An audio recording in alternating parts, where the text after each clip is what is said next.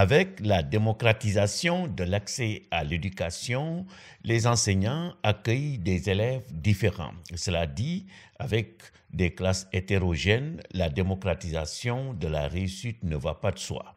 Dans ce contexte, certains enseignants ne travaillent en réalité qu'avec les élèves les plus aptes.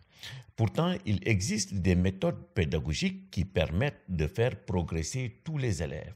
Concrètement, il s'agit pour le maître de faire de la différenciation pédagogique, c'est-à-dire, explique Louis Legrand, faire un effort de diversification méthodologique susceptible de répondre à la diversité des élèves. Philippe Perrenou ajoute que la pédagogie différenciée n'est ni une méthode, ni un dispositif particulier. Différencier, explique-t-il, c'est optimiser les situations d'apprentissage et en priorité celles que l'école propose aux élèves les plus éloignés des objectifs ou qui ont le plus de difficultés à apprendre. La pédagogie différenciée est d'autant plus recommandée, poursuit Perrenou, que toute situation didactique proposée ou imposée uniformément à un groupe d'élèves est inévitablement inadéquate pour une partie d'entre eux. Pour quelques-uns, elle est trop facilement maîtrisable pour constituer un défi et provoquer un apprentissage. D'autres élèves, au contraire, ne parviennent pas à comprendre la tâche, donc à s'y impliquer.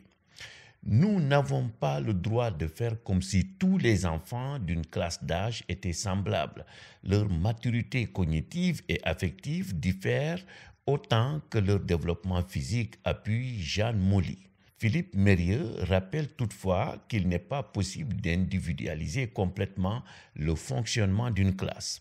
La classe, dit-il, est un collectif qui doit se donner des temps de travail communs. Pour lui, différencier, c'est d'abord la capacité à alterner différentes méthodes dans la durée afin qu'une même notion fasse l'objet d'approches successives et complémentaires. C'est ensuite le fait de ménager des temps de travail individuels où l'attention du maître portera sur la manière dont chacun travaille, les difficultés qu'il rencontre et les façons possibles de l'aider. C'est enfin, poursuit Mérieux, la mise en œuvre de groupes de besoins qui peuvent être centrés soit sur des acquis, soit sur des méthodes. Il faut toutefois reconnaître à la décharge des enseignants sénégalais que la mise en œuvre de la pédagogie différenciée dans des classes pléthoriques ne sera pas chose facile.